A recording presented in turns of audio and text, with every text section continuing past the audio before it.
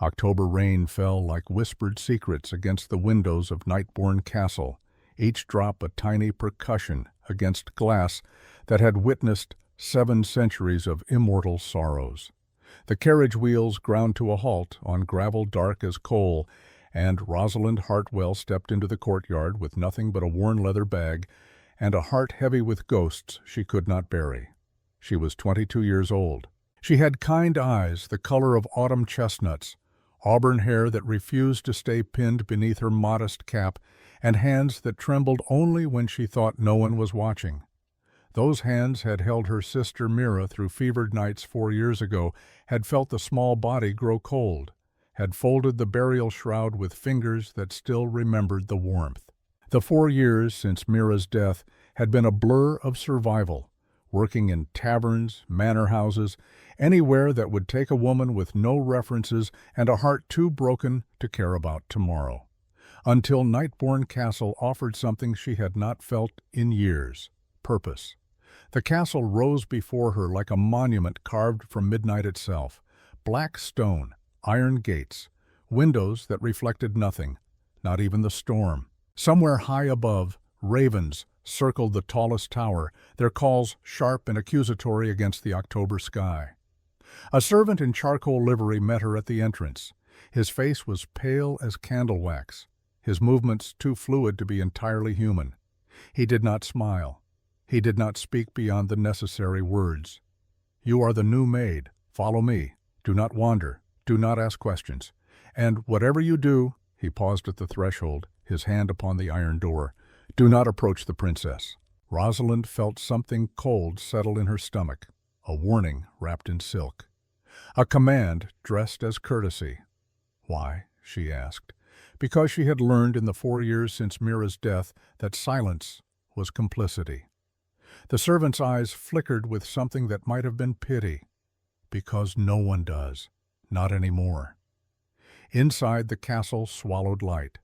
Chandeliers hung overhead like frozen stars, their crystals dull despite the candles burning within. The floors were polished marble, black as obsidian, reflecting distorted versions of everyone who walked upon them. Portraits lined the walls, beautiful faces, sharp cheekbones, eyes like winter lakes. Vampire nobility frozen in oil and time, their expressions eternally remote. Rosalind was led through corridors that seemed to stretch endlessly, past rooms she would learn to clean, past lives she would never touch. The air smelled of old stone and night-blooming jasmine, sweet and cloying, with something colder beneath, something forgotten. Finally, they reached the servants' quarters, a narrow room with a single window, a bed with thin blankets, a wash basin. Rosalind set down her bag. The servant handed her a black uniform, identical to his own. "The head of staff is Constance. She will instruct you tomorrow. Tonight," he glanced toward the door as if something might be listening. "Tonight, do not leave this room. The castle is different after dark." Then he was gone, and Rosalind was alone with the sound of rain and the echo of footsteps fading down stone corridors. She sat on the edge of the bed, her hands folded in her lap, and thought about the warning. Do not approach the princess. The same words different people had spoken about Mira 4 years ago. Do not go near her. She is touched. She is cursed. She is dangerous. They had been wrong about Mira. Rosalind wondered if they were wrong about this princess too. Sleep came fitfully. Sometime past midnight, Rosalind woke to a sound she could not quite place. Not thunder, not wind, something softer, something almost human, a lullaby. It drifted through the walls like smoke, a woman's voice singing words in a language Rosalind did not recognize but somehow understood. The melody was achingly tender, each note wrapped in longing and love, and a sorrow so profound it seemed to bleed through stone itself. The words came clearer now, carried on that ghostly voice. "Sleep, little star, dream beneath the moon. Mother's love will find you, wrapped in a silver tune." Rosalind pressed her ear to the cold wall, listening. The song seemed to come from everywhere and nowhere at once, as though the castle itself were singing. Then, just as suddenly as it began, it stopped. Silence rushed back in like water filling a void. Rosalind did not sleep again that night. Morning arrived, wrapped in mist. Rosalind woke to the sound of a sharp knock, dressed quickly in her black uniform, and descended to the kitchens where the other servants were already moving like shadows through their tasks. Constance, the head maid, was a woman of 62 with silver streaks in her dark hair and eyes that had seen too much to be surprised by anything. She regarded Rosalind with the careful assessment of someone who had buried many subordinates over the decades. "You are Rosalind Hartwell," Constance said. It was not a question. "You will polish the banisters in the East Wing today. You will dust the portraits. You will keep your hands to yourself and your eyes on your work. Do you understand?" "Yes, ma'am." "Good." Constance's expression softened just slightly. "The king has not summoned you. Consider that a mercy. Most new servants last 3 days before they offend someone powerful enough to have them dismissed, or worse." Rosalind wanted to ask what worse meant in a castle full of immortals, but Constance was already turning away, her keys jangling at her belt like tiny bells. The day passed in a blur of repetitive motion, cloth against wood, dust motes dancing in shafts of gray light. The portraits stared down at Rosalind as she worked, pale faces with beauty that looked carved rather than born. She wondered how many of them were still alive, still walking these halls with their eternal grace and their ancient hungers. It was late afternoon when she heard the servants whispering, "Tonight is the Crimson Court gathering. All the nobles will be here, 200 at least." "Do you think she will attend?" "The princess? She never does. Just sits in her room, arranging those wax pieces like a mad creature. The king forbids anyone from mentioning her during the gatherings, as if she does not exist at all." Rosalind's hands stilled on the banister. The princess, the one who must not be approached, the one no one spoke of, the invisible child in a castle full of immortals who could not die. By evening, the castle had transformed. Candles blazed in every chandelier, thousands of them, their light turning the black marble floors into pools of liquid gold. Musicians tuned their instruments in the grand ballroom. Servants rushed through final preparations, their movements frantic beneath the weight of expectation. Rosalind was assigned to serve wine during the gathering. She was given a silver tray, goblets filled with liquid dark as blood, and strict instructions. Move quietly. Speak only when spoken to. Do not stare. Do not linger. Do not exist beyond your function. The nobles began to arrive as twilight bled into night. They came in carriages of polished black wood, dressed in velvet and silk the color of shadows and dried roses. Their beauty was terrible in its perfection. Faces that belonged in Renaissance paintings, bodies that moved like water, eyes that glowed faintly in the candlelight. Rosalind moved among them with her tray, her heartbeat a drum among the stillness of the undead. She caught fragments of conversation, trade agreements, territorial disputes, marriages arranged between families whose bloodlines stretched back before nations had names. No one looked at her directly. To them, she was furniture, a function, a vessel carrying wine. Then she saw her. In the far corner of the ballroom, nearly swallowed by velvet drapes and flickering shadows, a small figure sat perfectly still. The child wore a dress of deep crimson, rich as rose petals, delicate as spider silk. Her hair was platinum blonde, so pale it seemed almost white in the candlelight, cascading past her shoulders in soft waves.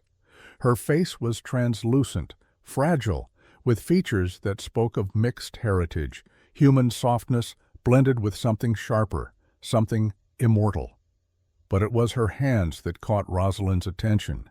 The child's slender fingers turned a piece of white wax over and over and over. The motion was hypnotic, endless, rhythmic. Around her on the floor, arranged in perfect spirals, were hundreds of other wax pieces, white, cream, pale gold, each one placed with meticulous precision, forming patterns that seemed to pulse with their own internal logic. The child's eyes, violet, startling, ancient, never lifted. Not to the swirling dancers, not to the haunting violin melody, not to the courtiers who glided past in their jeweled finery. No one looked at her, not once. Nobles swept by without a glance, their conversations flowing around her as if she were a piece of furniture. Servants refilled decanters mere feet away, never acknowledging her presence. The musicians played facing away from her corner, as though she had requested invisibility and been granted it permanently. Rosalind's chest tightened with a familiar ache. She had seen this before. In her village 4 years ago, when Mira would sit at the edge of the town square, humming to herself, arranging stones in patterns only she understood. The way people would step around her without speaking. The way children would point and whisper, the way her own parents had eventually stopped trying to make Mira fit into a world that had no room for her particular kind of brilliance. Rosalind set down her tray and crossed the ballroom floor. The air grew colder as she approached the child, as though even the warmth of candlelight dared not reach this shadowed corner. Rosalind knelt slowly, mindful not to disturb the wax spirals, and kept her voice gentle. "Hello," she said softly. "I am Rosalind." The child did not respond, just the faint click of the wax piece turning in pale fingers. Click, click, click. Rosalind waited. Patience was a language she had learned with Mira. Do not rush. Do not demand. Simply be present and let the other person decide when to meet you. After a long moment, Rosalind spoke again. "Those patterns you have made are beautiful. May I sit with you while you work?" Still no answer, but the clicking slowed just slightly. Rosalind settled onto the floor, careful to leave space, and simply watched. The child's hands moved with absolute precision. Each piece of wax was placed exactly where it belonged, contributing to a larger design that was slowly revealing itself. Mandalas within mandalas, spirals that folded inward like galaxies collapsing into themselves. "You see the world differently than others do," Rosalind said quietly. "I had a sister like that. She used to arrange river stones by the patterns of sunlight on their surfaces. No one else could see what she saw, but it was real. It was beautiful." The child's hands stopped moving. Slowly, so slowly, those violet eyes lifted. They were distant, haunted, but achingly aware. The child studied Rosalind's face with an intensity that felt like being seen straight through to the bone. Then, in a voice barely above a whisper, the child spoke, "Dance with me." 3 words, soft as falling snow. But they shattered the silence of 7 years. Rosalind's heart stuttered in her chest. Around them, the ballroom continued its elegant chaos, violins weeping, dancers spinning, courtiers laughing behind jeweled fans. But in this corner, in this moment, the world had narrowed to 2 people sitting among spirals of white wax. "Dance with me," the child repeated, her small hand extending toward Rosalind. Not grabbing, not demanding, simply offering. Rosalind glanced around. No one was watching. No one ever watched this corner. She thought of Constance's warning. She thought of the pale servant's words, "Whatever you do, stay away from the princess." Then she thought of Mira, of all the times her sister had reached out and been met with rejection, with fear, with cold shoulders and turned backs. Of how Mira had died feeling invisible, unwanted, utterly alone. Rosalind reached out and took the child's hand. It was cool to the touch, small and fragile, like holding moonlight. The child's fingers wrapped around Rosalind's with surprising strength, and together they rose to their feet. "What is your name?" Rosalind asked softly. "Celeste." The child's voice was like wind through autumn leaves. "Celeste Nightborn." The princess, the one who must not be approached, the invisible daughter of the Vampire King. Rosalind led Celeste toward the edge of the dance floor, far from the crowd, but close enough for the music to find them. The violins had shifted to a waltz. something slow and mournful and achingly beautiful. "I do not know if I can dance the way they do," Celeste whispered, her violet eyes wide with something that might have been fear or hope or both. "Then we will not dance their way," Rosalind said gently. "We will dance our way. May I show you?" Celeste nodded, just barely. Rosalind took the child's right hand in her left, placed her other hand lightly on Celeste's small shoulder, and began to sway. Not in time with the music, but in time with something deeper, a rhythm that existed beneath the violins, a pulse that came from the heart rather than the orchestra. Celeste stood rigid at first, her body tense as drawn wire. But Rosalind kept moving, kept swaying, gentle as a tree in a summer breeze. One measure passed, then another. Then, tentatively, Celeste's foot shifted. One hesitant step, then another. A fragile rhythm formed between them, and the ballroom changed. It happened so slowly that at first Rosalind thought she was imagining it. But the conversations around them began to falter. Goblets paused halfway to lips. Dancers stumbled mid-turn, their practiced grace disrupted by something they could not name. Then Rosalind saw it. Light was blooming from beneath Celeste's feet, not bright, not blinding, but soft and silver, like moonlight pooled on water. It spread across the marble floor in gentle waves, following the pattern of their dance, illuminating the spirals and mandalas that Celeste had created earlier. The wax pieces began to glow. All across the ballroom, every fragment of wax that Celeste had ever placed, hidden beneath furniture, tucked into corners, pressed into cracks in the stone, started to emit the same pale, silver light. Hundreds of them, thousands. A constellation map of a child's 7 years of silent presence suddenly made visible. The orchestra stopped playing. The entire ballroom fell into stunned silence. And in that silence, another sound emerged, faint at first, then growing stronger. A woman's voice, singing the lullaby Rosalind had heard the night before.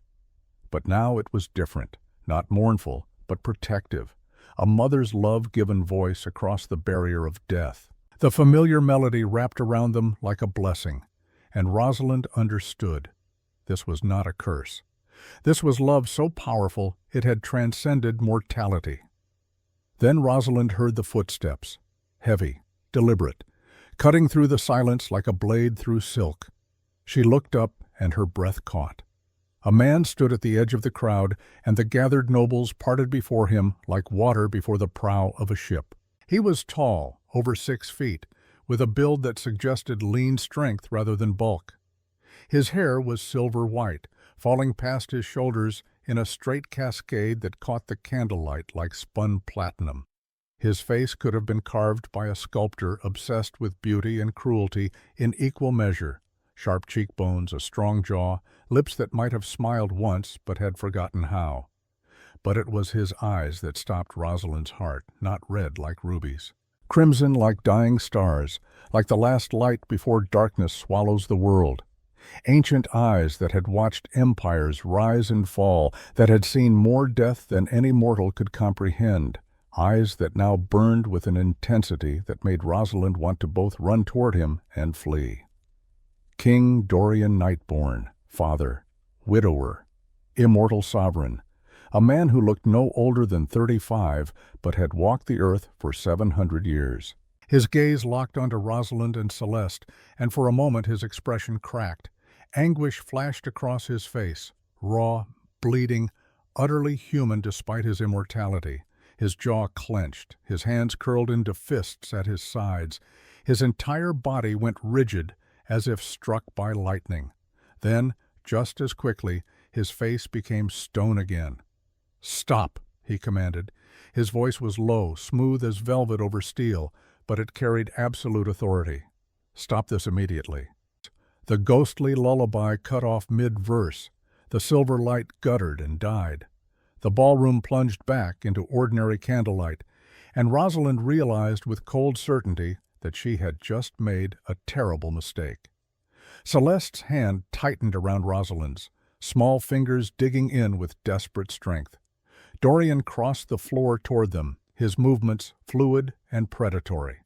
The crowd shrank back, nobles who had lived centuries suddenly looking like frightened children. When he reached them, he towered over both Rosalind and Celeste, his presence suffocating. "You," he said, those burning eyes boring into Rosalind. "You are the new maid." "Yes, Your Majesty." Rosalind's voice came out steady, which surprised her. Her hands were shaking, but her voice held. "Do you understand what you have done?" "I danced with your daughter." Something flickered in his expression. Surprise, perhaps, or pain. His gaze shifted to Celeste, and Rosalind saw his jaw work, saw the muscle in his cheek twitch, as though he were physically restraining himself from some action. "Release her hand," Dorian said quietly. Rosalind hesitated. Celeste's grip tightened further, the small hand trembling now. "Your Majesty, she asked me—" "She does not know what she asks," Dorian interrupted, his words fracturing slightly. "She does not understand the danger, the consequences." He stopped himself, his hands flexing and unflexing. When he spoke again, his tone was ice. "Release her, now!" Rosalind looked down at Celeste. The child's violet eyes were wide, swimming with tears that refused to fall. There was such longing in that small face, such desperate hope, that Rosalind's heart cracked clean through. "I am sorry," Rosalind whispered to Celeste, then, louder, to Dorian. "Forgive me, Your Majesty, but no," the ballroom gasped. Somewhere a goblet shattered against marble. The king's eyes flared with something that might have been fury or might have been shock. "What did you say?" "I said no." Rosalind stood straighter, though her legs felt like water. "Your daughter asked me to dance with her." She asked. That means she wanted connection. She wanted to be seen, and I will not take that away from her, not even for a king. For a long, breathless moment, no one moved, no one breathed. The entire assembly of vampire nobility watched as a mortal servant defied their sovereign in his own court. Dorian stared at Rosalind as though seeing her for the first time. Those ancient eyes searched her face, looking for something, madness, perhaps, or deception, or the kind of stupidity that comes from not understanding true danger. What he found, Rosalind did not know. Finally he spoke. His voice was barely above a whisper, but it carried through the silent ballroom like a funeral bell. "You tread on graves you cannot see, girl. My daughter is not a project for your conscience." "She is a child," Rosalind replied quietly, "a lonely child who has been ignored by everyone in this castle for 7 years. That is what I see." "You see nothing." Dorian's control was slipping. His hands were shaking now, just slightly. "You know nothing of what she is, what she carries, what loving her costs." "Then tell me." "I cannot." "Cannot or will not." Dorian flinched as though she had struck him. His gaze dropped to Celeste, and Rosalind saw something break in his expression. When he looked at his daughter, he did not see a child. He saw a ghost. He saw loss. He saw every moment of joy he had buried alongside his wife 7 years ago. "Papa," Celeste whispered. It was the first word she had spoken to him, Rosalind realized. The first word in how long? Moisture gathered at the corners of Dorian's eyes. Just for a moment. When he blinked, twin trails glistened on his pale cheeks. "Take the princess to her chambers," he said, his voice hoarse. He was speaking to the attendants now, not to Rosalind. "Ensure she is comfortable. And you—" His gaze returned to Rosalind, burning and broken. "You will come with me, now." Rosalind was led through corridors she had not yet learned, past portraits that seemed to watch with knowing eyes, toward the heart of Nightbourne Castle. 2 guards flanked her, silent, pale, moving with the uncanny grace of the undead. They did not touch her, but their presence was a cage nonetheless. The throne room doors were massive things of black iron and ancient oak, carved with images of battles long forgotten. They swung open without sound, and Rosalind stepped into a chamber that seemed designed to remind visitors of their own insignificance. The ceiling vaulted impossibly high, disappearing into shadows that no amount of candlelight could penetrate. Pillars of black marble rose like the trunks of petrified trees. The floor was polished obsidian, reflecting everything in dark distortion. And at the far end of the room, upon a dais of 3 steps, sat a throne carved from a single piece of volcanic rock. Dorian stood before it, his back to her, staring up at a portrait that dominated the wall behind the throne. A woman. She had honey gold hair that fell in waves past her shoulders, warm brown eyes that held both intelligence and kindness, and a smile that suggested she had just heard a secret worth keeping. She wore a gown of pale blue, and in her hands she held a single white rose. The painting captured her mid-laugh, as though the artist had frozen a moment of pure joy. The plaque beneath read, "Seraphine Nightborn, beloved, eternal." "My wife," Dorian said without turning around. "Celeste's mother. She died 7 years ago tonight, bringing our daughter into this world." Rosalind said nothing. Sometimes silence was the only appropriate response to grief. Dorian's hand rose, pressing flat against the painted canvas over Seraphine's heart, as though he could somehow reach through oil and memory and pull her back. "She was mortal," he continued, his voice distant. "Human. I gave her everything I had, my crown, my court, my immortal heart. She gave me something I never thought I would have. A family, hope, the possibility of something beyond this endless existence."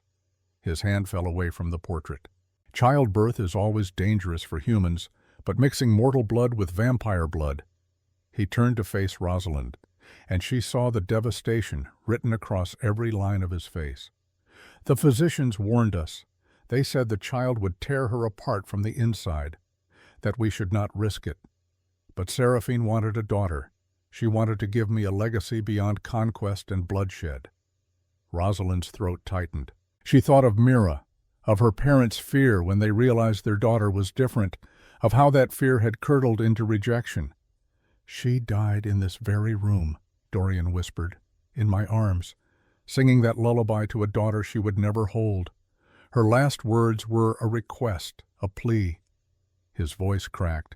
"She asked me to dance with Celeste, to teach our daughter the waltz we used to share, to make sure Celeste never felt alone." He laughed then, bitter and broken. "And what did I do? I locked the ballroom. I forbade music. I forbade dancing. I turned this castle into a mausoleum because I could not bear to feel joy without her. And my daughter," his hands curled into fists, "my daughter has been invisible for 7 years because every time I look at her, I see what I lost instead of what I still have." Rosalind took a step forward. "Your Majesty, do not." Dorian held up a hand, the king's stare blazing. "Do not offer comfort. Do not tell me it will be all right. You cannot understand what it means to love someone mortal when you yourself will never die. To watch them age while you remain frozen. To know that every breath they take brings them closer to leaving you forever." "You are right," Rosalind said quietly. "I cannot understand that. But I understand what it means to lose someone who made the world make sense.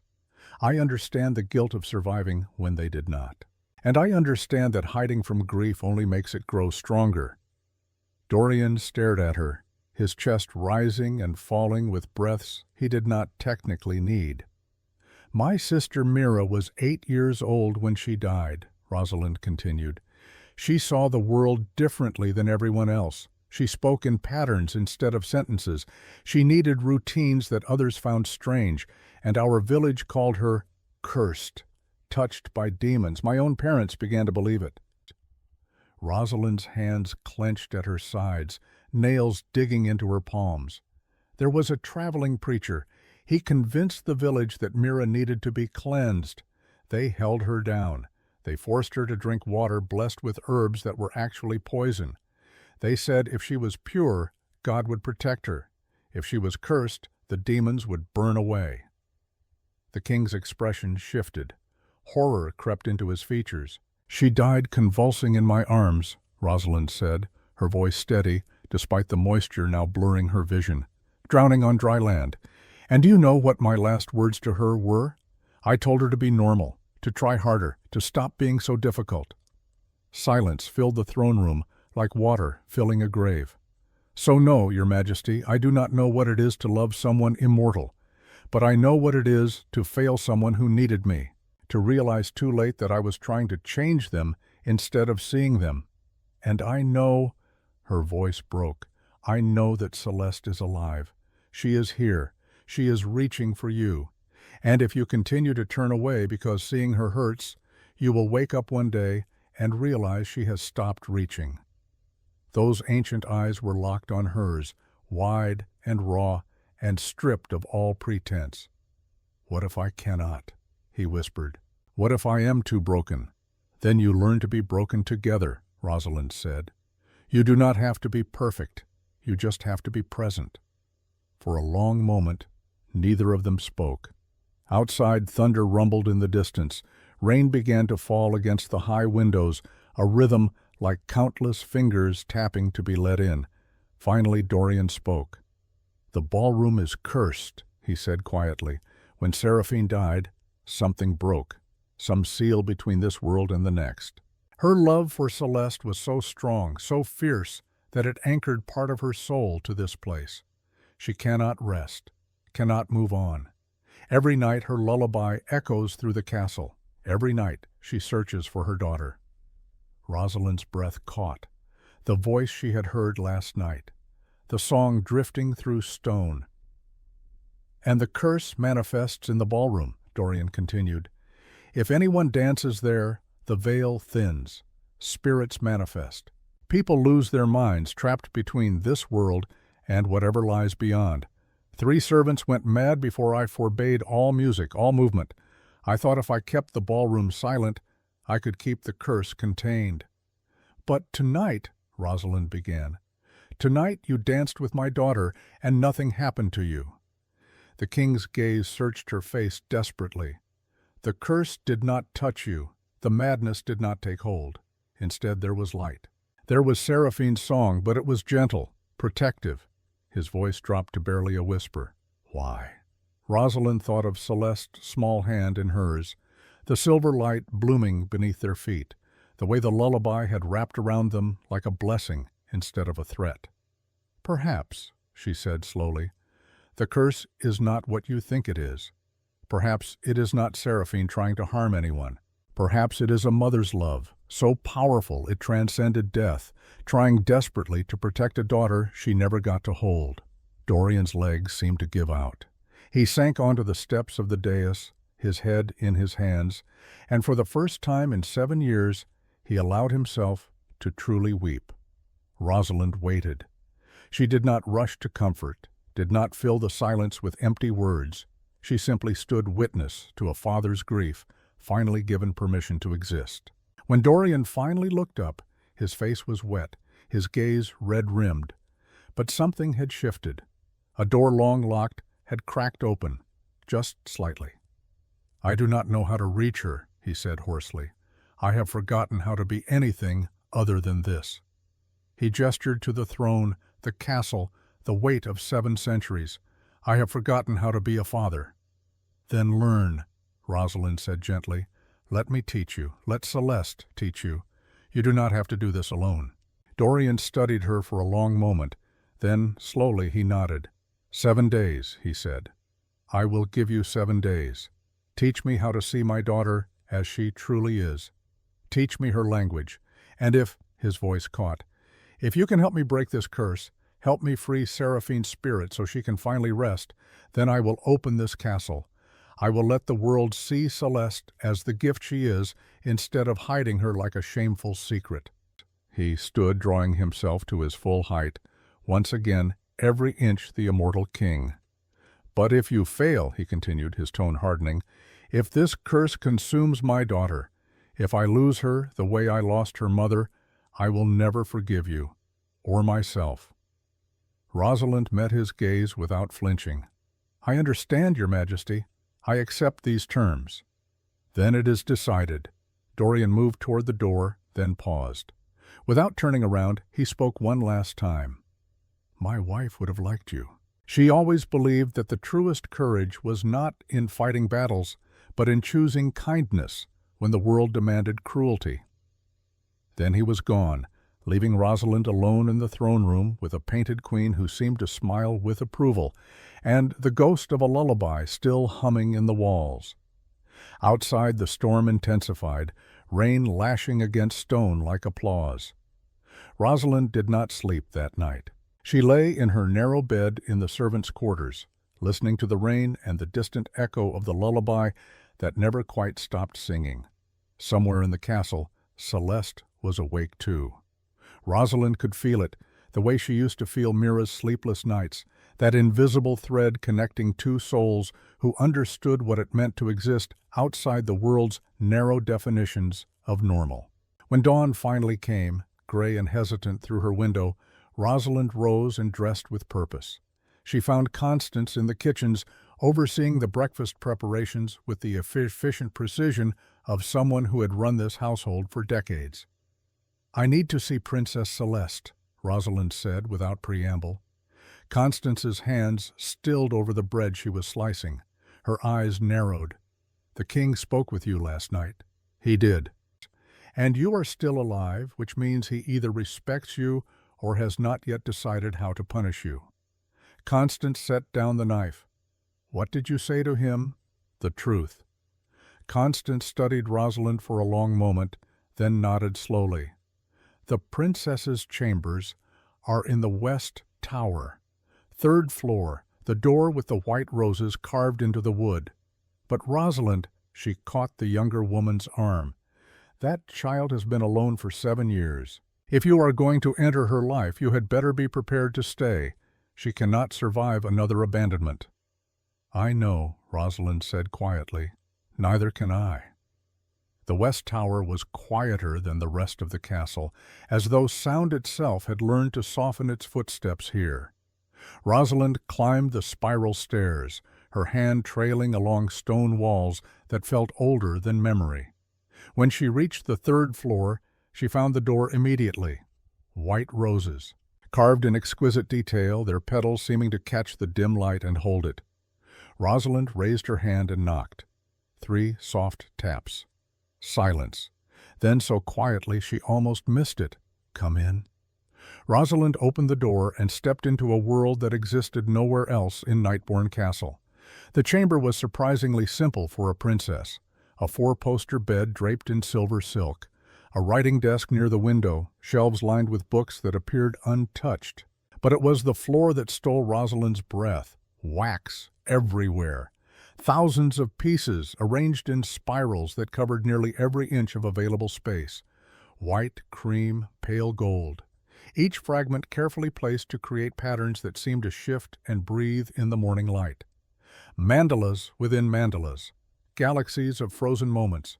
A map of 7 years spent translating an incomprehensible world into something that made sense. And in the center of it all sat Celeste. She wore a simple white nightgown, her platinum hair loose around her shoulders. Her violet eyes were focused on a new spiral she was creating, her small hands moving with absolute precision. She did not look up when Rosalind entered, but her fingers slowed their movement. Acknowledgement without eye contact. Rosalind had learned with Mira, not all connection requires a gaze. "May I sit with you?" Rosalind asked softly. Celeste nodded, just once, barely perceptible. Rosalind carefully picked her way through the wax patterns, following the narrow paths between spirals, until she reached the clear space beside Celeste.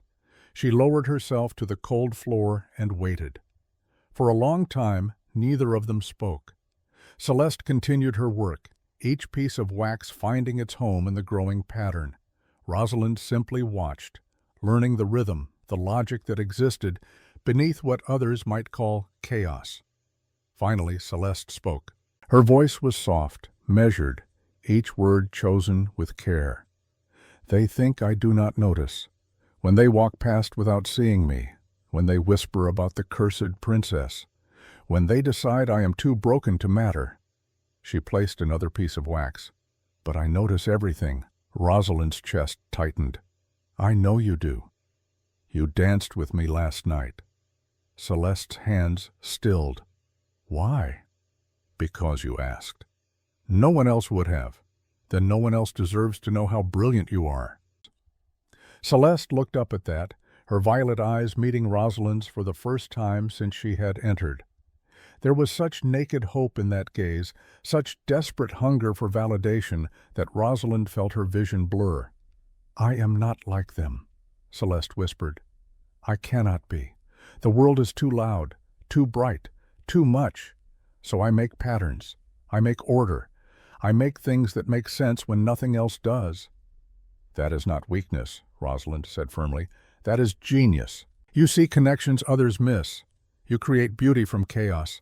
That is a gift, Celeste, not a curse." Celeste's bottom lip trembled. "Papa cannot look at me. He sees Mama instead, and it hurts him too much. So I stay here, stay quiet, stay invisible, because if I disappear enough, maybe his pain will disappear too." Rosalind reached out slowly, telegraphing her movement, and when Celeste did not pull away, she gently took the child's hand. "You are not responsible for your father's pain," she said, "and you should never have to make yourself smaller so others feel more comfortable. Your father is hurting, yes, but his healing cannot come from your disappearance.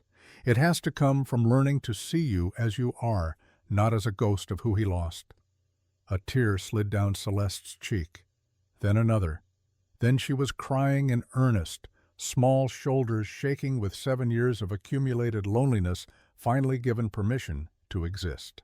Rosalind pulled the child into her arms, and Celeste clung to her like someone drowning, finally finding shore. They sat like that for a long time, rain pattering against the window, wax spirals gleaming in the gray morning light, two broken souls learning that maybe, just maybe, they could help each other heal. When Celeste finally pulled back, her face was blotchy and wet, but her eyes were clearer than Rosalind had yet seen them. "Will you teach me?" Celeste asked. "To be like them? To fit in?" "No," Rosalind said firmly. "I will not teach you to be like them, but I will teach you how to navigate their world while staying true to yours. I will teach you that being different is not the same as being deficient. And," she smiled gently, "I will teach your father the same thing." Celeste's eyes widened. "Papa is going to learn?" "He wants to. He is terrified and does not know where to start. But he wants to know you, Celeste, the real you, not the ghost he has created in his mind." For the first time since Rosalind had met her, Celeste smiled. It was small, fragile, as first frost, but it was real. "Can I show you something?" the child asked. "Of course." Celeste stood and crossed to her desk, returning with a leather-bound book. She opened it carefully, revealing page after page of drawings.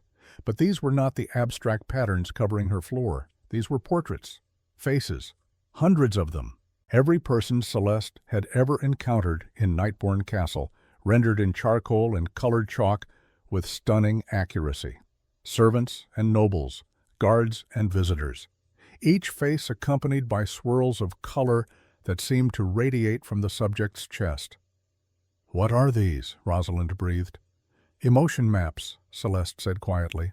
"I can see what people feel, not in words, in colors, in patterns. Red means pain, blue means calm, yellow means joy, gray means empty." She turned to a particular page and Rosalind's breath caught. It was Dorian, rendered in exquisite detail, his sharp features, his silver hair, those burning eyes. But around his chest, where a heart should be, was a tangle of chains. Black chains wrapped around a core of burning red, so tightly wound they seemed to strangle the very light trying to escape. "Papa," Celeste whispered, tracing the drawing with one finger. "He is in so much pain. The chains are his grief. They are choking all the love that is still inside him. He thinks if he loosens them, he will fall apart. But really," her violet eyes lifted to Rosalind, "really the chains are what is killing him." Rosalind stared at the drawing, understanding blooming in her chest. This was what Celeste saw, not just a cold, distant father, but a man being slowly strangled by his own refusal to heal. "Can I show him this?" Rosalind asked gently. "I think he needs to see himself the way you see him." Celeste hesitated, fear flickering across her face. What if he gets angry? What if seeing this makes him hate me more? He does not hate you, Rosalind said firmly. He is terrified of loving you, because loving you means facing his grief. But that is his battle to fight, not yours to solve. All you can do is show him the truth. What he does with it is his choice. Celeste was quiet for a long moment. Then she carefully tore the page from her book and handed it to Rosalind. "Tell him," she whispered, "that I do not need him to be perfect. I just need him to try." Rosalind folded the drawing carefully and tucked it into her pocket. Then she made Celeste a promise. "For the next 7 days I am going to teach you and your father how to build a bridge between your two worlds. It will not be easy. There will be moments of frustration and fear, but at the end," she squeezed Celeste's hand gently, "at the end, you will have a father who sees you, and he will have a daughter who finally feels seen. Is that something you want?" Celeste's answer was barely a whisper, but it carried the weight of 7 years of longing. Yes. Outside, the rain began to slow. Somewhere in the castle, a clock chimed the hour. And in a West Tower room covered in wax spirals and emotion maps, a princess and a maid began to plan a revolution that would reshape a kingdom. One small, brave step at a time. The library of Nightbourne Castle had not been used in 7 years. Dust lay thick on mahogany tables, and the air smelled of forgotten pages and time suspended. Rosalind had chosen it deliberately, neutral ground where neither Dorian nor Celeste carried the weight of specific memories. She arrived first, spending the morning opening curtains to let gray daylight filter through windows that had been shuttered since Seraphine's death. She arranged 3 chairs in a triangle rather than the traditional teacher-student configuration. Equals, not hierarchy. That was how this needed to begin. When Celeste arrived, led by Constance, the child paused in the doorway. Her eyes swept the room with the methodical precision Rosalind had come to recognize, cataloging, measuring, preparing for sensory overwhelm before it could happen. "The light is soft," Celeste observed quietly, "not too bright." "I remembered you said brightness hurts sometimes," Rosalind replied. "Is this comfortable?" Celeste nodded, a small smile flickering across her face. That someone had listened, had remembered, had adjusted the world to meet her needs instead of demanding she adjust herself. It was revolutionary. The child settled into one of the chairs, her hands immediately finding a small piece of wax she had tucked into her dress pocket. Her fingers began their familiar rhythm. Turn, press, release. Turn, press, release. The motion seemed to calm something in her that words could not reach. Rosalind did not tell her to stop. Some people thought with their hands. Footsteps echoed in the hallway, heavy, deliberate. Then Dorian filled the doorway, and Rosalind saw the tension in every line of his body. He wore simple black, his silver hair pulled back, but nothing could diminish the otherworldly power that seemed to radiate from him like heat from a forge. His gaze found Celeste first. Something cracked in his expression, longing and fear and grief all tangled together, before he locked it away behind stone. "Your Majesty," Rosalind said gently, "please sit." Dorian moved into the room like a man approaching his own execution. He lowered himself into the chair across from Celeste with movements too careful, too controlled. Father and daughter sat separated by perhaps 5 feet of empty air, but it might as well have been an ocean. Neither looked at the other. Rosalind settled into the 3rd chair, completing the triangle. For a long moment she simply observed. Dorian, rigid as carved marble, hands gripping the armrests, white-knuckled. Celeste, focused intently on the wax in her fingers, her breathing shallow and quick. "Before we begin," Rosalind said softly, "I need you both to understand something. This is not about fixing anyone. Celeste does not need to be fixed. Your Majesty, you do not need to become someone you are not. This is about learning to see each other clearly, without the ghosts between you." Dorian's jaw clenched. "I see her." "No," Rosalind said gently. You see Seraphine's death. You see your own guilt. You see 7 years of pain reflected in your daughter's face, but you do not yet see Celeste. His hands trembled. How can you possibly know? Because Celeste drew you, Rosalind interrupted. She pulled the folded page from her pocket and smoothed it on her lap. She sees you too, Your Majesty, and I think you need to understand how. She held out the drawing. Dorian stared at it as though it might burn him. Then, slowly, he reached out and took the paper. His breath caught. Rosalind watched those ancient eyes move across the image, his own face rendered in perfect detail, and the chains. Those terrible black chains wrapped around the burning red heart, strangling light that was desperate to escape. "This is how you see me?" Dorian's voice was barely a whisper. His gaze lifted to Celeste for the first time, really meeting her eyes. "This is what you think when you look at your father?" Celeste's fingers stilled on the wax. Her violet eyes were wide, vulnerable, but she did not look away. "You are in pain," she said softly, "all the time. The love inside you is so big, so bright, but you have locked it away because you think if you let it out, it will destroy you. So the chains get tighter and tighter, until one day," her voice broke, "until one day there will be nothing left but chains." The king's expression crumbled. The paper slipped from his fingers, drifting to the floor like a fallen leaf. He pressed his hands over his face, shoulders shaking with the force of grief he had denied for 7 years. "I did not want you to see that," he choked out. "I wanted to protect you from my weakness." "It is not weakness to hurt," Celeste whispered. "It is just hurt. And hurt does not go away when you hide it. It just grows teeth." Silence filled the library. Outside, ravens called from the tower. Rain began again, gentle this time, like fingers tapping at windows asking permission to enter.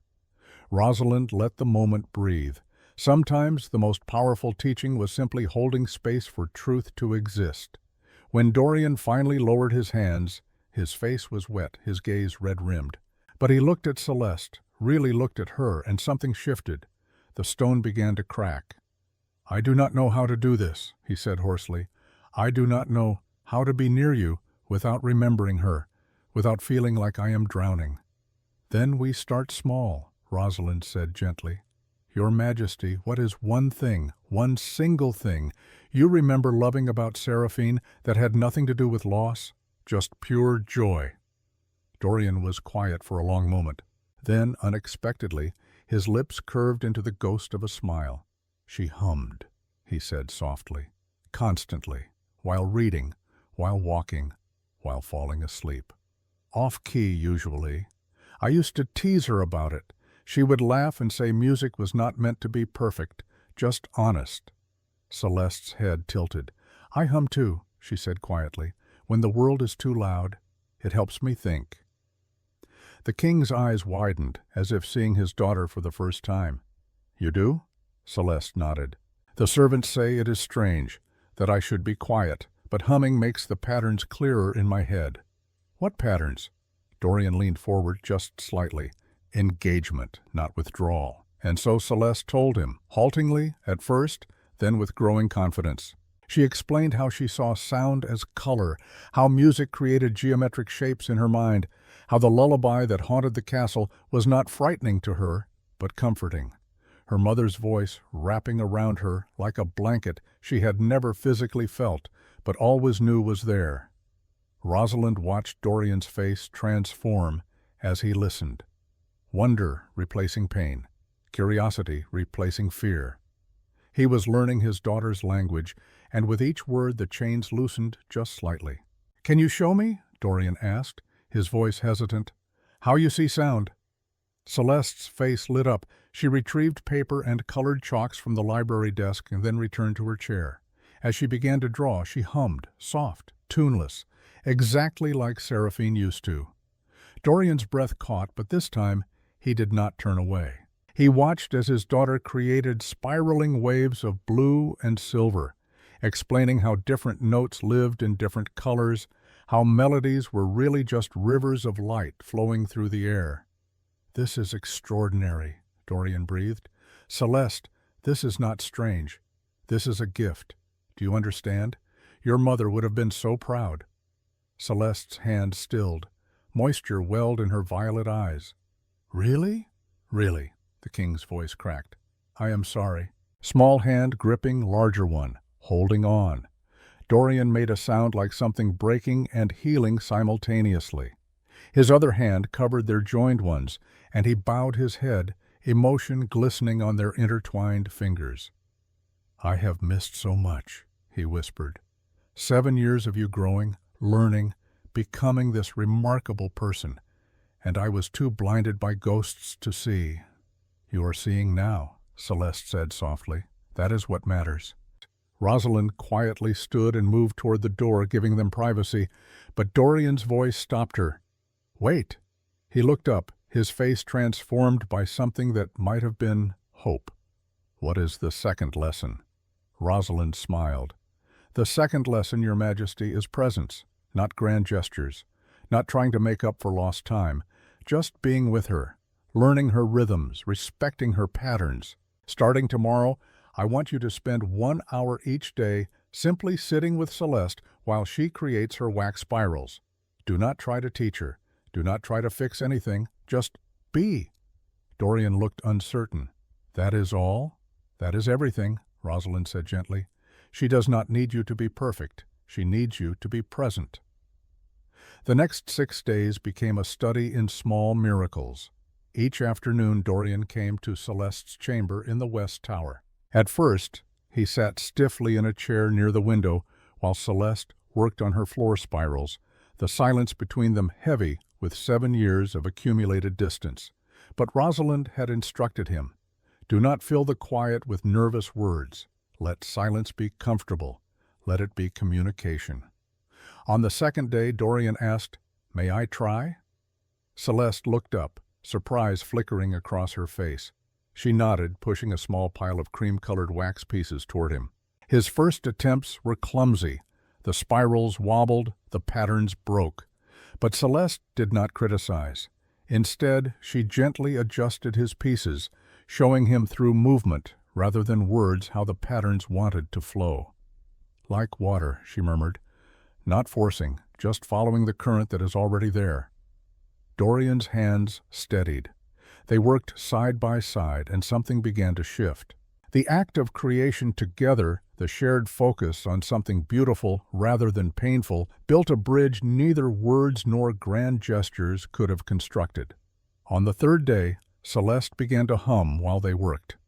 Dorian's hands stilled, his gaze closed, but he did not run. He listened, and in that tuneless melody, he heard echoes of Seraphine, but also something entirely Celeste, his daughter's voice, imperfect and honest.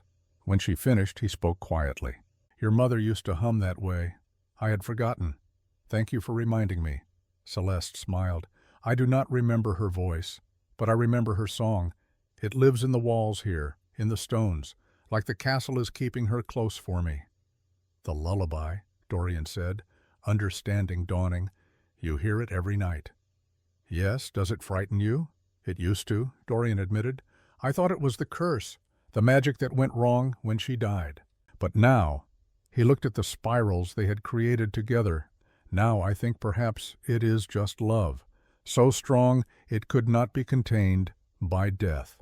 On the fourth day, Celeste showed her father the emotion maps.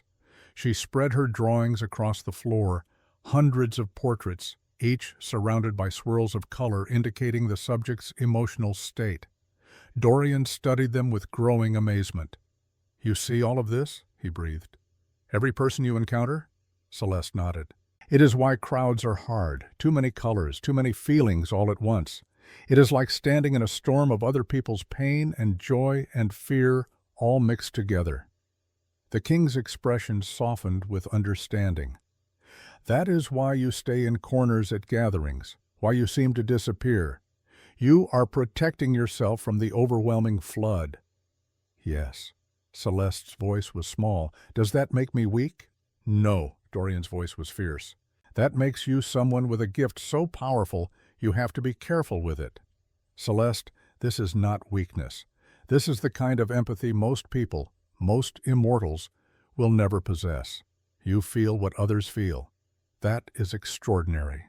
He picked up one of the drawings, a portrait of Constance, the head maid, surrounded by blues and soft golds. "What does this mean?" he asked. "Constance is calm on the outside," Celeste explained, "but inside she carries a deep sadness. Someone she loved died a long time ago, and she never let herself grieve properly. So the sorrow has settled like a stone in her chest. But there is also gold. That is kindness. She is kind even when it hurts her to be." Dorian stared at his daughter with something like awe. "How long have you known this about Constance?" "Since I was 4, Celeste said simply. "And you never told anyone?"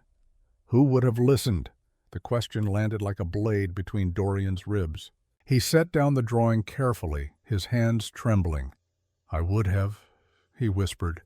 "If I had known how to see you, I would have listened to every word." On the 5th day, Dorian brought something to their session, a wooden box, small and delicate, inlaid with mother-of-pearl roses. He set it on the floor between them with hands that shook slightly. "This belonged to your mother," he said quietly. "I put it away after she died. I could not bear to look at it. But I think she would want you to have it." Celeste's eyes widened. She reached out slowly, reverently, and opened the box. Inside were treasures of a life cut short. A pressed white rose, dried but still holding its shape, a ribbon of blue silk, a locket containing a tiny portrait of Dorian painted in exquisite miniature, and beneath it all, folded carefully, a piece of parchment covered in musical notation. "What is this?" Celeste breathed. "The lullaby," Dorian said.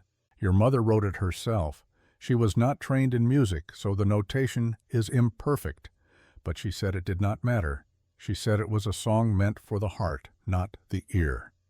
Celeste lifted the parchment with trembling hands. Her eyes moved across the notes, and Rosalind, watching from her position near the door, saw the child's expression transform. "This is not just a lullaby," Celeste whispered. "Papa, this is a dance." Dorian leaned closer. "What?" "Look." Celeste's finger traced the notes. "The way the melody rises and falls, it is movement, steps, turns. Mama did not just write a song, she wrote choreography, a waltz for 3 people. 3? Dorian's voice was barely audible. "Mother, father, child," Celeste said, her eyes distant, seeing something no one else could. She knew she might not survive.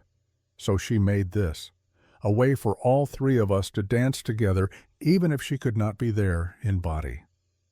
The music holds her steps. If we learn them, she looked up at Dorian, hope blazing in her violet eyes.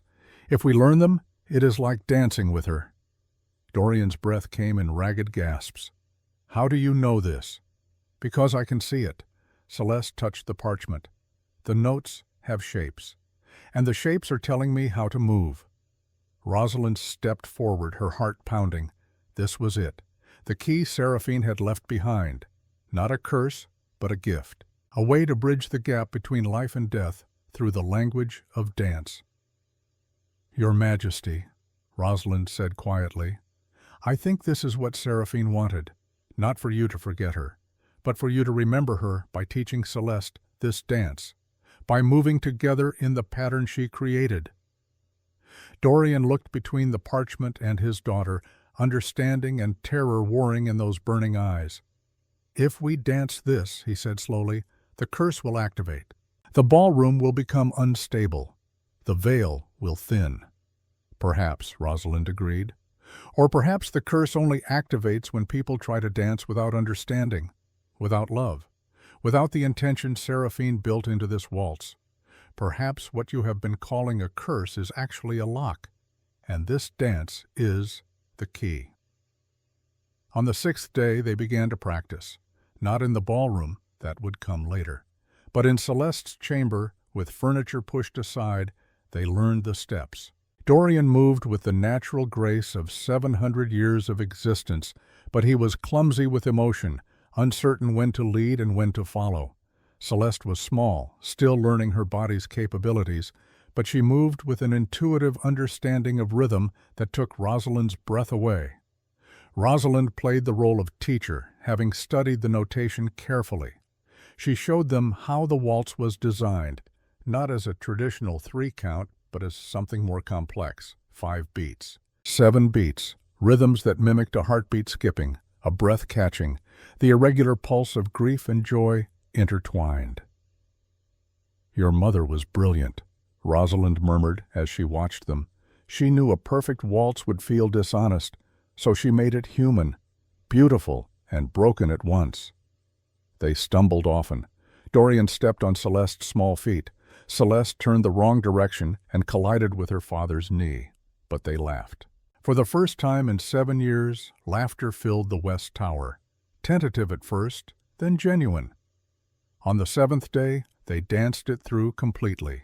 From beginning to end, all the way through Seraphine's choreographed goodbye. When the final note faded, when the last step completed, father and daughter stood breathless in the center of the chamber, still holding hands. "I can feel her," Celeste whispered. "In the pattern, she is still here." "I know," Dorian said, his face wet. "I know, little star." It was the first time he had used an endearment in 7 years, and from the way Celeste's face transformed, Rosalind knew it was exactly what the child had been waiting to hear. That evening, Dorian summoned Rosalind to the library one final time. He stood by the window, watching the sun set over the forest that surrounded Nightbourne Castle. When he turned, his face was different, still carrying sorrow, but no longer drowning in it. 7 days, he said quietly. "You have given me my daughter back in 7 days. How can I ever repay such a gift?" "You already have," Rosalind said gently, "by choosing to see her, by being willing to be uncomfortable in service of connection. That was the gift, Your Majesty. You gave it to yourself." Dorian smiled, a real smile, sad but genuine. "Seraphine would have said something similar. She always believed the answers we seek are usually within us. We just need someone to help us look." He moved to the desk and retrieved a sealed letter. "I have made a decision," he said. "In 3 days' time I will host a royal ball. Not like the Crimson Court gatherings. Those are political theater. This will be different. I am inviting families from across the kingdom, common families, farmers, merchants, craftspeople, and their children." Rosalind's eyes widened. "Your Majesty, I want the world to see Celeste," Dorian continued, his voice gaining strength. "Not hidden in shadows, not apologized for. I want them to see my daughter as she truly is, brilliant, empathetic, gifted, and I want to announce the founding of Moonlight Academy." "Moonlight Academy?" "A school," Dorian said, passion lighting his features. "Here, within the castle, for children like Celeste, children who see the world differently, who need the world to meet them halfway, instead of demanding they contort themselves to fit arbitrary standards of normal. Celeste will be the first teacher. You will be headmistress if you accept." Rosalind felt her vision blur. "Your Majesty, that is extraordinary." "It is necessary," Dorian corrected. "How many Celestes are out there right now, being told they are broken when they are actually brilliant?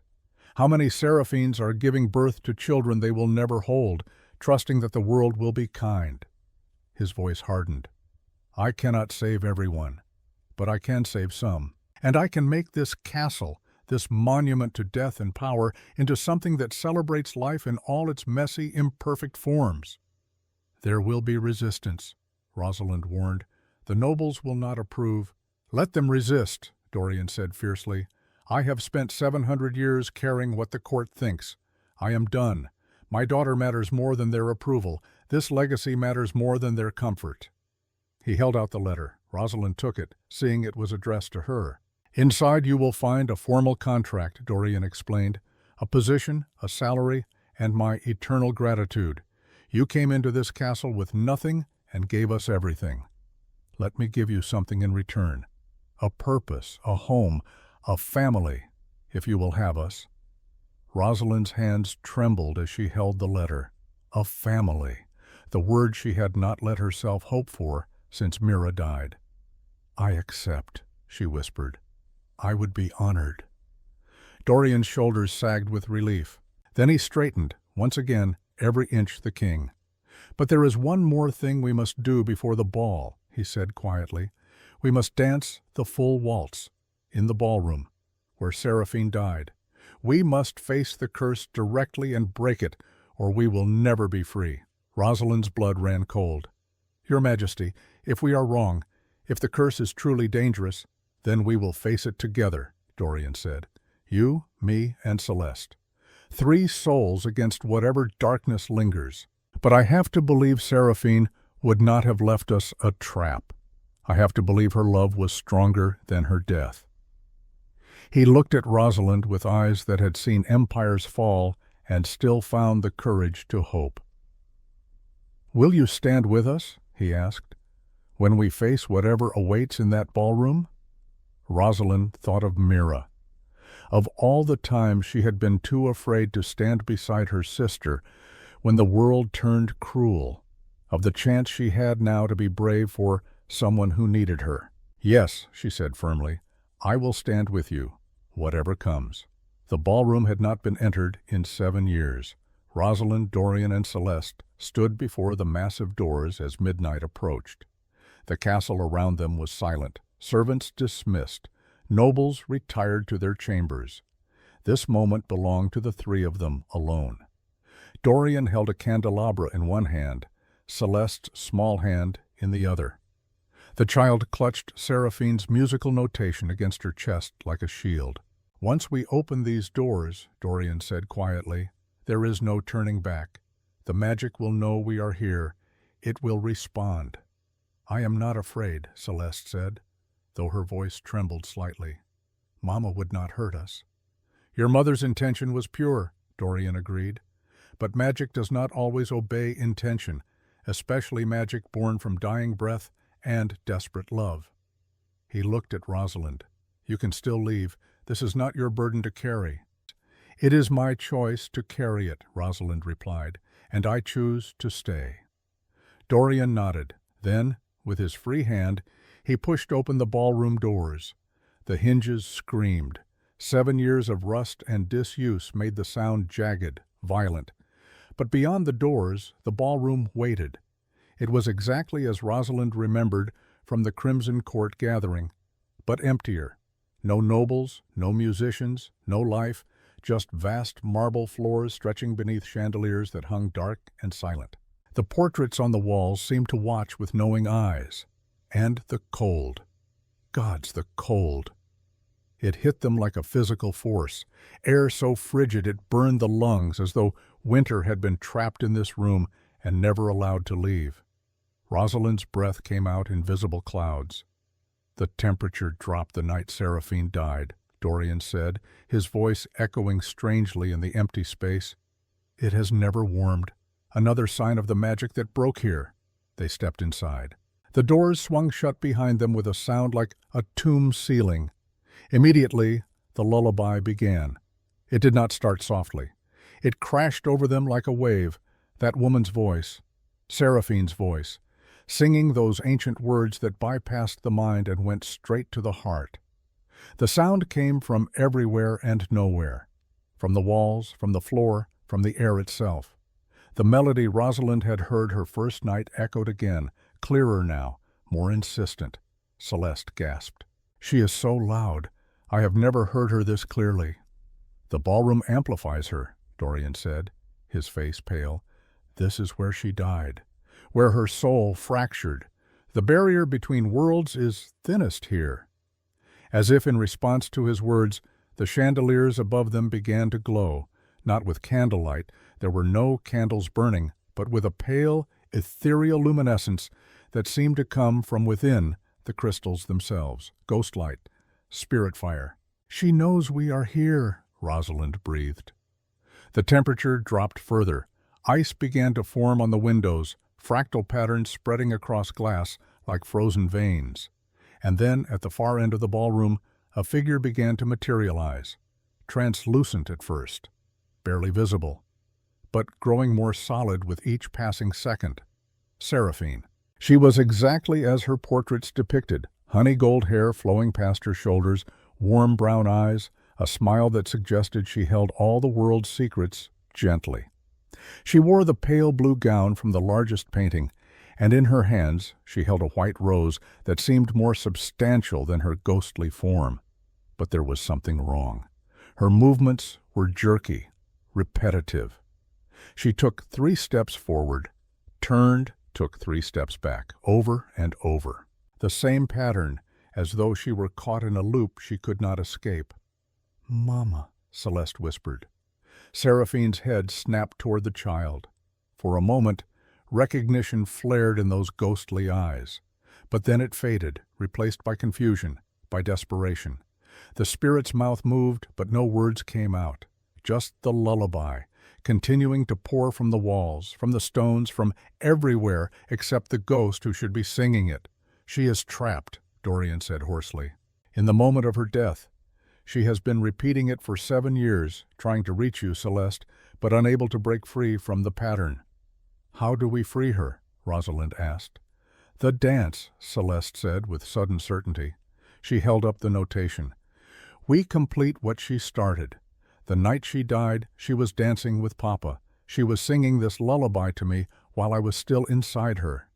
She was trying to bind us all together, past, present, future. But she died before the dance finished, so the magic broke. It has been trying to complete itself ever since." Understanding crashed over Rosalind. The curse is not malicious. It is unfinished business, magic that was interrupted mid-casting. "Exactly." Celeste looked up at her father. "We have to dance it through to the end. All of us. That is what she has been waiting for. That is what will let her rest." Dorian stared at his wife's ghost, his face a mask of longing and fear. "What if completing it means you go with her?" he whispered to Celeste. "What if the dance pulls you through the veil?" "It will not," Celeste said with quiet confidence, "because that is not what Mama wanted. She wanted us connected, not separated. She wanted me to know her love even though she could not stay." She stepped forward into the center of the ballroom, directly in front of her mother's ghost. Seraphine's form flickered. The repetitive pattern broke. The spirit stood still, really seeing her daughter for the first time in 7 years. "Mama," Celeste said clearly, "I am here. I remember your song, and I am ready to dance." She extended her small hand toward the ghost, toward her father, toward Rosalind. "All of us," she said, "together." Rosalind moved first, taking Celeste's right hand. Then Dorian, his face wet with emotion, took the child's left hand. They formed a small circle in the center of the ballroom, living and living and living, facing the ghost of the woman who loved them across the barrier of death.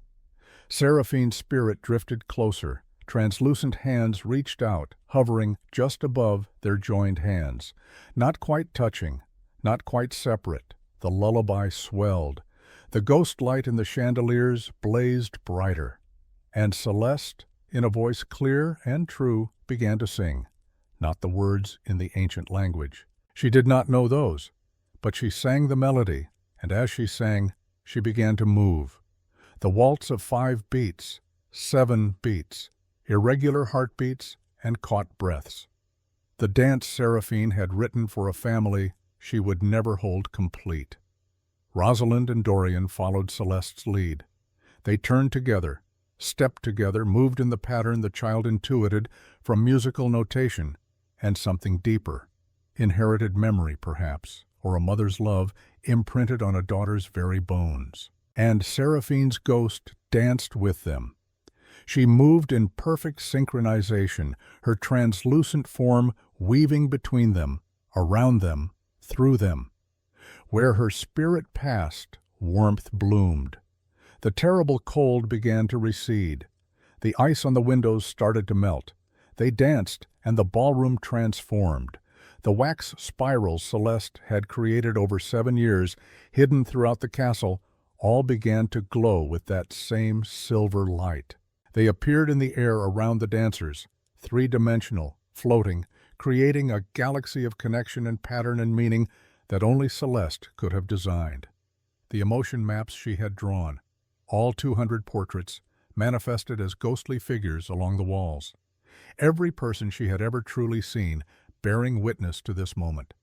Constance was there, her blue-gold colors swirling. The servants, the nobles, even Rosalind herself, her gray notes of sorrow slowly being replaced by warmer hues. And Dorian. At the center of it all, the chains around his heart were dissolving. Strand by strand, link by link, they fell away like rust from iron finally allowed to breathe. The burning red light within grew brighter, freer, no longer strangled. Seraphine saw it. Her ghost smiled, radiant, complete, at peace. The dance built toward its climax, the final turn, the last step. The moment where the three of them would either complete the magic or be consumed by it. Celeste sang louder. Dorian joined her, his voice rough but true, and Rosalind, hardly knowing what she did, added her own voice to the harmony. 3 souls, 3 voices, 3 points of light against the dark. They completed the final turn, and Seraphine's ghost burst into 1,000 points of light, not violently, not with pain or sorrow, but gently, joyfully, like a dandelion releasing its seeds to the wind. Each point of light was a memory, a moment of love, a piece of the extraordinary woman who had given everything to create this final gift. The light swirled around Celeste like snow falling upward. They sank into her skin, into her hair, into the very essence of who she was. Not possessing, integrating, Seraphine's love becoming a permanent part of her daughter's soul. When the last light faded, Celeste stood taller. Her violet eyes were brighter, and when she smiled, it was with a confidence that had not been there before. "She is free," the child whispered, "and so am I." The ballroom warmed. The chandelier's ghost light transformed into normal candlelight, warm and golden. The oppressive weight that had hung over this space for 7 years lifted like morning mist burning away. Dorian dropped to his knees, pulling Celeste into his arms. He held his daughter as he should have held her 7 years ago, as he should have every day since. He held her, and his shoulders shook for grief, for joy, for 7 years of mistakes, for the possibility of years ahead lived differently. "I am so sorry," he choked out. "I am so deeply, endlessly sorry." "I know," Celeste said, her small arms wrapping around his neck, "and I forgive you." Rosalind stepped back, giving them space. Her own vision blurred as she watched father and daughter finally, truly find each other. Around them, the ballroom settled into peaceful silence. No more lullaby echoing through the walls. No more ghost walking her endless loop. Just quiet, clean, ready to be filled with new music, new dances, new life. Constance appeared in the doorway, her weathered face transformed by wonder. "The castle," she breathed. "The whole castle feels different, lighter. The curse is broken." "Not broken," Rosalind said softly. "Completed. There is a difference." She looked at Dorian and Celeste, still holding each other in the center of the ballroom where death had once ruled and life had just reclaimed its territory. But Rosalind noticed something else. The ghost figures that had manifested, the 200 portraits, had not entirely vanished. They lingered as impressions, emotional echoes. And among them, nobles who had witnessed this moment stood in the doorway with Constance. Lord Ashford, a vampire of considerable age, stepped forward. His expression was unreadable. "Your Majesty," he said carefully, "what we just witnessed, the magic, your daughter." Dorian rose to his feet, keeping Celeste close. His expression hardened, preparing for judgment, but Lord Ashford surprised them all. He bowed, deeply.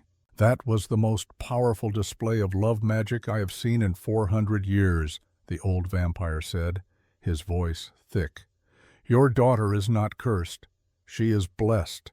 And if you truly intend to open this castle to teach children like her," he straightened, "you will have my support, and my grandniece.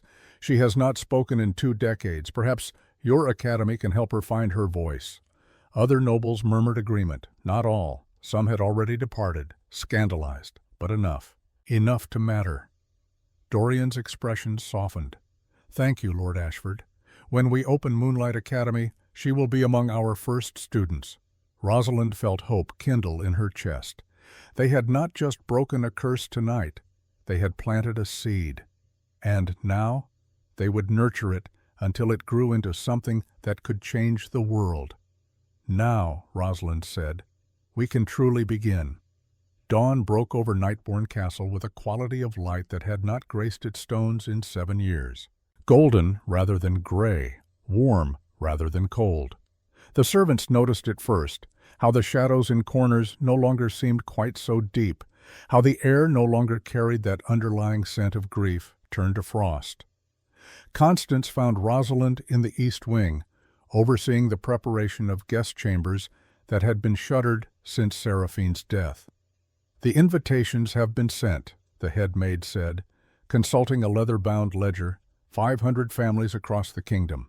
Common folk, as His Majesty requested, farmers, blacksmiths, weavers, merchants, and their children.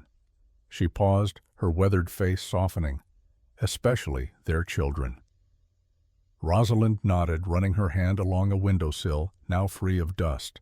Through the glass, she could see workers in the courtyard erecting pavilions, stringing lanterns, transforming the castle grounds into something that had never existed here before, a place of welcome rather than intimidation. "How many have responded?" Rosalind asked. 347 families confirmed. That is over 600 people, Rosalind. 600 common mortals entering a vampire stronghold. Constance's voice carried a note of concern. "The nobles are furious. Lord Vandermeer sent a formal protest. Lady Ashcroft threatened to boycott entirely." "Let them boycott," Rosalind said calmly. "This ball is not for them. His Majesty is making enemies. His Majesty is making a statement." Rosalind turned from the window. For 700 years, this castle has been a symbol of power, beautiful, cold, untouchable. Dorian is transforming it into something else, a sanctuary, a place where those the world calls broken can come and be seen as whole. Constance was quiet for a moment. Then she smiled, tentative but genuine. "Queen Seraphine would have loved this," she said softly. "She always said the measure of a kingdom was not its strength, but its kindness. Then let us make her proud." In the West Tower, Celeste stood before a full-length mirror while a seamstress made final adjustments to her gown. Not the crimson dress she had worn to the Crimson Court gathering. This one was different. Silver silk that caught the light like moonlight on water, simple in design but exquisite in execution. The bodice was embroidered with tiny spirals, Celeste's patterns rendered in silver thread. The skirt flowed like liquid, moving with her rather than restricting her movements. Most importantly, it was comfortable. No scratchy lace, no tight corset, no fabric that would make her skin crawl with sensory overwhelm. The seamstress had listened when Celeste explained what she needed, and the result was a gown that made the child feel beautiful without feeling trapped. Dorian stood in the doorway, watching. He had been doing that more over the past 3 days, simply watching his daughter, learning her expressions, her movements, the small signs that indicated comfort or distress. "You look like starlight," he said quietly. Celeste turned, a smile breaking across her face. "Do you think Mama would approve?" "I think she would be overcome with joy." Dorian entered the room, lowering himself so he was at eye level with his daughter. "Are you certain you want to do this? Standing before hundreds of strangers, being the center of attention? If it is too much, we can cancel. The ball is meant to honor you, not overwhelm you." Celeste considered this seriously, her violet eyes distant as she calculated. "It will be loud," she said finally, "and bright, and there will be too many emotions all at once. I will probably need to leave and come back to my room sometimes to breathe." "Then that is what you will do. No one will question it." "But I want to do it anyway," Celeste continued, her voice gaining strength, "because there will be children there, like me, children who feel broken. And if they see me, if they see a princess who is different standing proud, maybe they will know they are not alone." Dorian's vision blurred. He pulled his daughter into an embrace, careful not to squeeze too tightly, mindful of her sensory needs even in his emotion. "You are going to change the world, little star," he whispered. "Not with power or magic, with courage, with being unapologetically yourself." "I learned from you," Celeste said, pulling back to look at him. "You spent 700 years being what everyone expected, and then you chose to be different. You chose me over their approval. That is the bravest thing I have ever seen." Dorian laughed, the sound rusty but real. "I think we are both learning bravery together." A knock at the door interrupted them. Rosalind entered, carrying a small wooden box. "Forgive the intrusion, Your Majesty. Celeste, I have something for you." She opened the box to reveal a delicate circlet of silver, designed to look like intertwined spirals. At its center was a single stone, not a diamond or ruby, but a piece of polished moonstone that seemed to glow with internal light. "It was your mother's," Rosalind explained. "Dorian asked me to have it resized for you. Seraphine wore it the night she and your father were married." Celeste reached out with trembling fingers, touching the circlet as though it might dissolve at contact. "She wanted you to have it," Dorian said, "to know that you carry her love always, not as a burden, but as a crown." Rosalind placed the circlet gently on Celeste's platinum hair. It settled perfectly, the moonstone catching the light and casting tiny rainbows across the child's face. In the mirror, Celeste looked like what she was, a princess not despite her differences, but because of them. Unique, powerful, whole. "Now," Rosalind said, offering her hand, "shall we go greet our guests?" By evening, Nightbourne Castle had transformed into something it had never been, alive with the sound of common voices, children's laughter, the smell of simple foods mixing with noble delicacies. The great courtyard had been opened to all. Families arrived in wagons rather than carriages, wearing their finest clothes, which for many meant clean homespun rather than silk. They came hesitantly at first, uncertain whether this invitation was genuine or some cruel joke. But Dorian himself stood at the gates to greet them. The Vampire King, immortal sovereign, dressed not in formal regalia, but in simple black and silver, shaking hands with farmers whose calluses matched the hardness of the lives they lived. Speaking with mothers who held children tight, protective even in this moment of welcome. "Thank you for coming," he said to each family. "Not a royal proclamation, but genuine gratitude. Your presence honors us."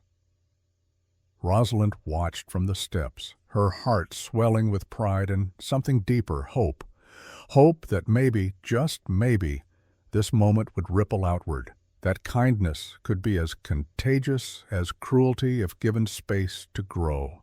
Among the arriving families, she began to notice patterns: a boy who walked on his toes, humming constantly, a girl who covered her ears at sudden sounds, a child who rocked back and forth, finding comfort in repetitive motion, parents who looked exhausted, who had fought battles invisible to most, who had been told their children were burdens rather than blessings.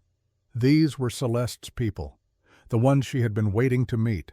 Inside the ballroom, the cursed space now cleansed, musicians tuned their instruments with a different quality than they had 7 years ago. No longer performing for cold nobility, they played for families who rarely heard music, for children who deserved beauty in lives that had offered them little. The chandeliers blazed with warm candlelight. The marble floors gleamed. White roses, Seraphine's favorite, decorated every available surface, their scent sweet without being cloying. And along the walls, displayed on easels for all to see, were Celeste's emotion maps. Every single portrait she had drawn over 7 years. 200 faces rendered in charcoal and colored chalk, each surrounded by swirls of color indicating the subject's emotional truth. A gallery of empathy. Proof that the cursed princess saw more clearly than anyone had given her credit for. Noble families arrived as well, though fewer than usual. Those who came did so with expressions ranging from curiosity to barely concealed disdain. Lord Vandermeer, a vampire of considerable age and influence, made his displeasure known immediately. "Your Majesty," he said, his tone dripping with false courtesy. "This is quite the experiment. Mixing common blood with noble society. I do hope you have considered the implications." The king's smile was sharp as broken glass. "I have considered that for 700 years this court has valued bloodline over character. I have decided that experiment has failed. Tonight, we try something different." "And the princess?" Vandermeer's gaze drifted toward the staircase where Celeste would soon descend. "Surely you do not intend to parade her condition before—" "I intend," Dorian interrupted, his voice dropping to lethal quiet, "to introduce my daughter as what she is. Not a condition, not a curse, but a brilliant child who sees the world more clearly than anyone in this room. If that offends you, Lord Vandermeer, the doors are behind you." The nobleman paled, no small feat for a vampire, and retreated without another word. Constance appeared at Rosalind's elbow. "That will cost him politically." "He does not care," Rosalind said, watching Dorian greet a farmer's family with the same respect he would show visiting royalty. "Not anymore. He has found something more important than political capital." "What is that?" "Purpose." The clock struck 8, the hour for the ball to officially begin. Musicians raised their instruments, conversations quieted. All eyes turned toward the grand staircase, and Celeste appeared. She descended slowly, one hand trailing along the banister, not for support, but for sensory grounding. The silver gown flowed around her like water. The moonstone's circlet caught the candlelight, making her look like something between mortal and myth. But it was her expression that captured every eye. Not the distant, hunted look she had worn for 7 years. This was different. Aware. Present. Brave. Dorian met her at the base of the stairs, offering his hand. She took it without hesitation. Together they walked into the ballroom. The crowd parted. Common families and noble vampires alike fell silent, watching this moment. A father and daughter, who had been separated by grief, now reunited by courage. Dorian led Celeste to the center of the ballroom, the exact spot where Seraphine's ghost had danced 3 nights ago. He turned to face the assembly, his daughter's small hand still clasped in his. 7 years ago, Dorian began, his voice carrying to every corner of the vast space, I lost my wife in this room. And in my grief I lost my daughter as well, not to death, but to something worse. To my own fear, my own inability to see past my pain. Murmurs rippled through the crowd. This was not typical royal address. This was confession. My daughter is different, Dorian continued. She sees the world through a lens most of us cannot comprehend. She experiences sound as color, emotion as tangible pattern. She needs silence when the world offers noise. She needs understanding when the world offers judgment. He looked down at Celeste, those ancient eyes, soft. For 7 years I called her condition a curse. I was wrong. It is a gift. And tonight, I want to share that gift with all of you. He gestured to the emotion maps lining the walls. Every person in this castle Celeste has truly seen. Not your title, not your wealth or lack thereof. She sees your joy, your sorrow, your hidden kindness, your secret pain. She sees the truth of who you are beneath the masks we all wear. A woman in the crowd gasped. She had found her own portrait, a young mother surrounded by gray grief clouds, threaded with gold determination. The accuracy was devastating.